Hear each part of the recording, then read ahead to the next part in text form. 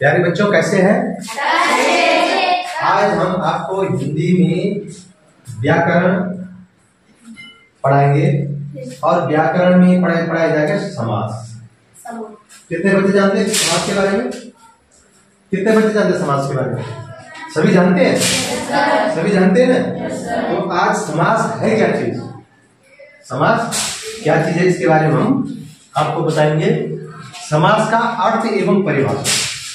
समास का अर्थ एवं परिभाषा। समास शब्द का शाब्दिक अर्थ है संक्षिप्त करना अथवा कोई बात कम से कम शब्दों में कहना। समास का शाब्दिक अर्थ क्या है? क्या है समास का शाब्दिक अर्थ? समास शब्द का शाब्दिक अर्थ है संक्षिप्त करना, यानी संक्षिप्त करना अथवा कोई बात कम से कम शब्दों में कहना। कोई बात जो है कम से कम शब्दों में कहना। समझ गए? समास क्या है? समास की परिभाषा क्या है बताइए? कौन बताइएगा?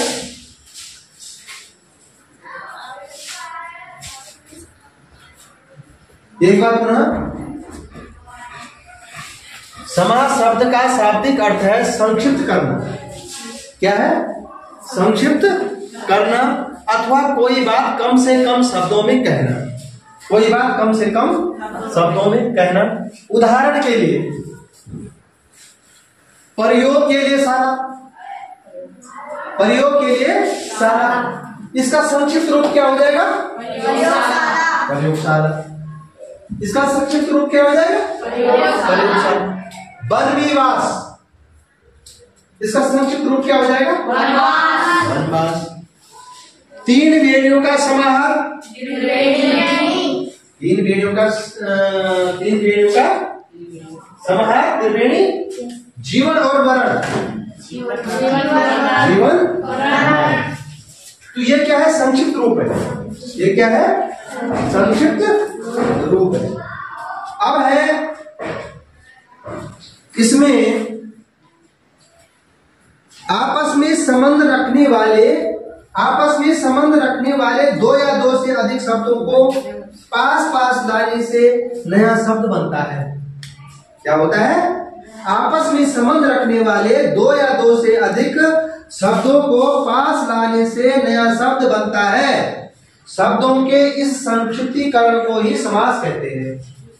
शब्दों के इस संक्षिप्तीकरण को ही क्या कहते हैं?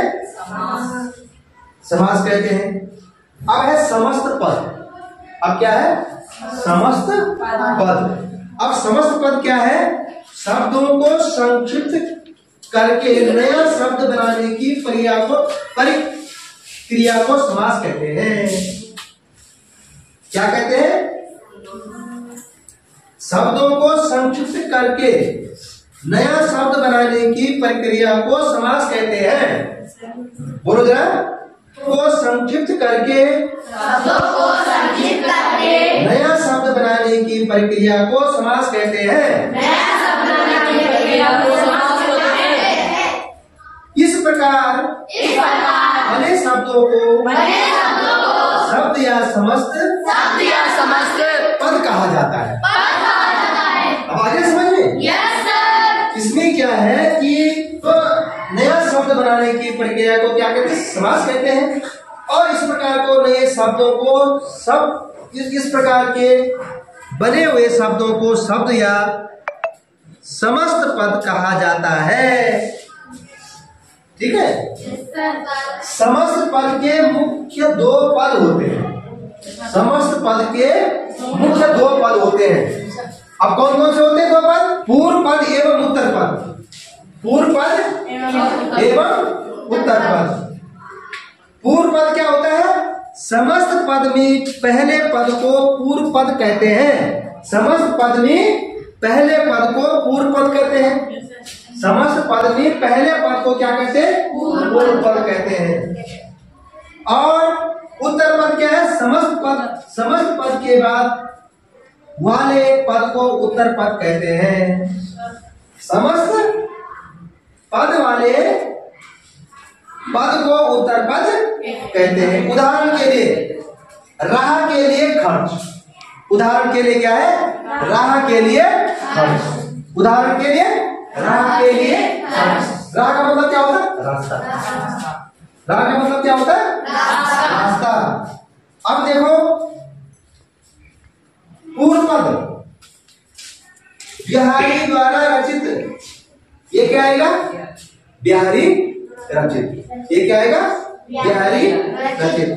अब ये है समास विग्रह, दूसरा है समास विग्रह। समास विग्रह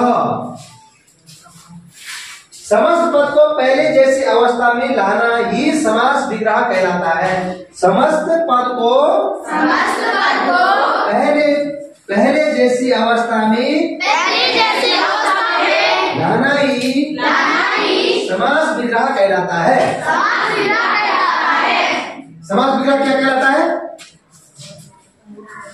बोलिए क्या कहलाता है समास विग्रह, बोलो बोलो क्या है, पहले जैसे पद में ही लाने को समास पद कहते हैं। पहले जैसी अवस्था में लाना, पहले जैसे अवस्था में लाना ही समास विग्रह कहलाता है। कौन सा बोला मैंने, पहली जैसी अवस्था में लाना ही समास विग्रह कहलाता है। पहली जैसी अवस्था में लाना ही समास विग्रह कहलाता है। अब उदाहरण के लिए समस्त पद है आजीवन, पूर्व पद है आ, पूर्व पद क्या है, आ, उत्तर पद है जीवन और समास विग्रह है जीवन भर। समास विग्रह क्या है, जीवन भर। प्रधानमंत्री यानी समस्त पद क्या है, प्रधानमंत्री, पूर्व पद है प्रधान यानी मंत्री। प्रधानमंत्री से पहले जो है पहले पद कौन सा है, प्रधान, तो उसमें क्या लगा, मंत्री, उसमें क्या लगा, मंत्री। उत्तर पद क्या हो गया, मंत्री, और समास विग्रह हो गया प्रधान है जो मंत्री, प्रधान है जो मंत्री, वो क्या है, वो क्या है, पूर्व पद क्या हो गया, प्रधान, पूर्व पद क्या हो गया, प्रधान, नहीं पूर्व पद हो गया, नहीं समस्त पद हो गया।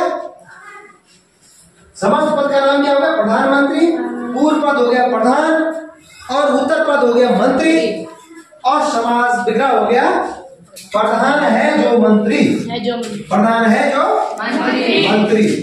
हस्तलिखित, पूर्व पद क्या है, समस्त पद क्या है, हस्तलिखित और पूर्व पद है हस्त, उत्तर पद है लिखित। उत्तर पद क्या है, लिखित। अब इसका विग्रह करेंगे हाथ से लिखा हुआ, वो क्या हो जाएगा, हाथ से लिखा हुआ। अब है समास के भेद, क्या है, समास के भेद। समास के 6 भेद होते हैं। समास के कितने भेद होते हैं, 6 भेद होते हैं। अब देखिए आप आगे, नंबर 1 है अव्ययी भाव समास। नंबर 1 अव्ययी भाव समास। पहला समास कौन है, अव्ययी भाव समास। अब ये कैसा होता है, क्या होता है, देख लीजिए। जिस समास में पहला पद अव्यय होता है, जिस समास में पहला पद जो है अव्यय होता है तथा समस्त पद अव्यय का काम करता है, समस्त पद जो है अव्यय का काम करता है, उसे अव्ययीभाव समास कहते हैं। उसे कौन सा समास कहते हैं, अव्ययीभाव समास कहते हैं। इस समास में पूर्व पद प्रधान होता है। इस समास में पूर्व पद क्या होता है, प्रधान होता है। अव्ययीभाव में जो है पूर्व पद क्या होता है, प्रधान होता है। पूर्व पद क्या होता है, प्रधान होता है। पूर्व पद क्या होता है, उदाहरण के लिए इसका जो समस्त पद है आजन्म, समस्त पद क्या है, आजन्म, समस्त पद क्या है, और समास विग्रह होता है जन्म से लेकर। आजन्म का समास विग्रह क्या होगा, जन्म से लेकर, जन्म से। अब समस्त पद होगा। अब इसमें जैसे दूसरा है समस्त पद यथा स्थिति। समस्त पद क्या है? यथा स्थिति। अब इसका विग्रह क्या हो जाएगा? स्थिति के अनुसार। स्थिति के अनुसार, स्थिति के अनुसार। दूसरा है आमरण। आमरण, इसका जो है समस्त पद क्या है? आमरण। और इसका समास विग्रह होगा मरण तक। मरण तक, मरण। आजीवन, इसका विग्रह क्या हो जाएगा? आजीवन का विग्रह क्या हो जाएगा? बहुत सुंदर। आजीवन का क्या हो जाएगा? जीवन भर। आजीवन का विग्रह क्या हो जाएगा? जीवन भर। आजीवन का विग्रह जीवन भर। गांव गांव का क्या हो जाएगा? प्रत्येक गांव। गांव गांव का क्या हो जाएगा? प्रत्येक गांव तक। रातों रात, रातों ही रात। बातों बात, बातों ही बात, बातों ही बात। प्रतिदिन, हर दिन, प्रतिदिन हर दिन। अब दूसरा है तत्पुरुष समास। दूसरा कौन समास है? तत्पुरुष समास। अब तत्पुरुष समास क्या होता है? जिस समाज में उत्तर पद प्रधान होता है, जिस समाज में उत्तर पद प्रधान होता है तथा समस्त पद में विभक्तियों का लोप हो जाता है। समस्त पद में क्या हो जाता है? विभक्तियों का लोप हो जाता है। विभक्तियों क्या हो जाता है? लोप हो जाता है। उसे तत्पुरुष समास कहते हैं। उसे कौन सा समास कहते हैं? तत्पुरुष समास कहते हैं। आगे समझ में? उदाहरण के लिए है गंगा जल। उदाहरण के लिए गंगा जल यानी गंगा का जल। कर्ज मुक्त, कर्ज से मुक्त। अब विभक्ति का कारक के आधार पर इसे 6 भेद में 6 भेद होते हैं। इसके क्या होते हैं? 6 भेद।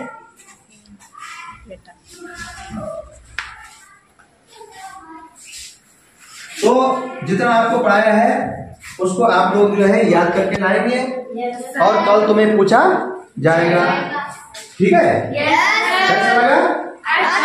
अच्छा लगा? उसको याद करके कितने बच्चे लाएंगे इसको याद करके? सारे बच्चे लाएंगे इसको याद करके? बहुत सुंदर। और कल पढ़ाएंगे हम इसके अन्य भेद। ठीक है? तो सारे बच्चे इसकी तैयारी करके आएंगे। धन्यवाद।